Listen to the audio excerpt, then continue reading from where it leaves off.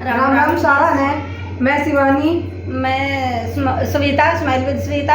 और आज हम बैठे हैं किसी टॉपिक पे बात करने के लिए।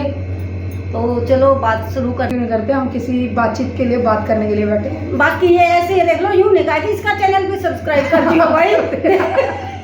कर दे रहा हूँ। इतनी तेज है आजकल की जनरेशन है, अब अपना फायदा देखेगी और किसी का नहीं। तो नीचे लिंक छोड़ देंगे ना, उसमें कर लेना।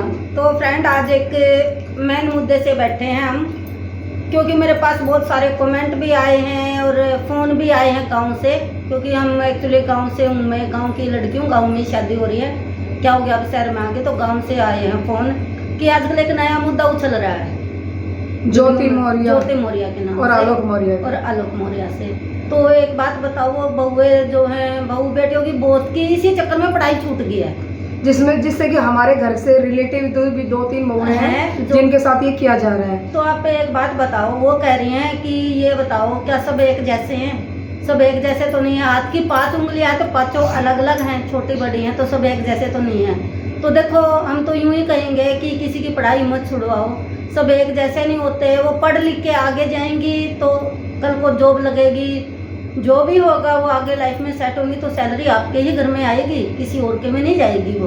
तो आपको ही फैसिलिटी होगी इस बात की। और दूसरी बात यह है कि वो अगर स्टैंड होगी तो अपने बच्चों को अच्छे से वो पढ़ा भी पाएगी।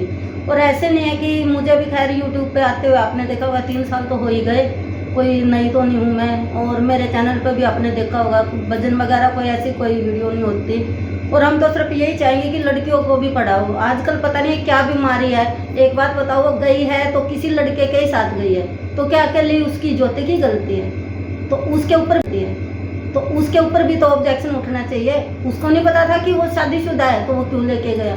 मैं ये नहीं कह रही कि वो ठीक किया, क्योंकि इसमें हमारे समाज में गलत वैसे इफेक्ट जा रहा है। और कोई ये ना सोचे कि मैं उसकी साइड ले लूँ, सो सॉरी, किसी को अगर बुरा लगे तो मेरी अपनी माइंड की बात है कि भाई ऐसा नहीं करना चाहिए। बहुओं के लिए भी पढ़ाना चाहिए, उनको जॉब भी करनी चाहिए, उनको थोड़ी सी तो छूट दो कम से कम। ऐसा उनको घोट के तुम मारोगे तो कैसे काम चलेगा? बहुत सारी ऐसी भी हैं, कल्पना चावला है, मेरी खुद की भी लड़कियां, मैंने कभी नहीं उनको प्रेशर दिया कि भाई तुम ये करो वो करो, नहीं। मेरी खुद की बेटी भी एक जॉब लगी हुई है, तो वो भी कह रही कि मम्मी जब तक हमारे अंदर कमी नहीं होगी, किसी का कोई हिम्मत ही नहीं कि कोई कुछ कर दे। और ये नहीं कि हम पढ़े लिखे नहीं हैं, हम भी पढ़े लिखे हैं, हम कहीं नहीं गए, लेकिन वो सबके नेचर पे डिपेंड करता है, आपकी घर गृहस्थी पे बात करता है कि उनके बीच में क्या मैटर था। आप लोग नहीं जानते हो, असलियत नहीं जानते हो। आप लड़के के कहने पे कहते हो कि ज्योति मौर्य गलत है, क्या पता वो गलत ना हो, उसके साथ कुछ और गलत हुआ हो। ज़रूरी नहीं है कि वो गलत है, और अगर वो गलत है भी तो ये नहीं है कि समाज की हर औरतें गलत हैं। इस ऐसे तो हम बोल सकते हैं कि कितने परसेंट मैन भी हैं, जो मैन लोगों ने इतने सारे गलत काम किए हैं। तो ये थोड़ा ही नहीं होता है कि हर मर्द गलत होता है, नहीं होता। कुछ औरत की गलती होती है, कुछ मर्द की गलती होती है। तो इसमें हम दोनों की तरफ से सोचना चाहिए, यानी कि ये नहीं कि एक ही तरफ से हम सोच के कुछ भी बोल रहे।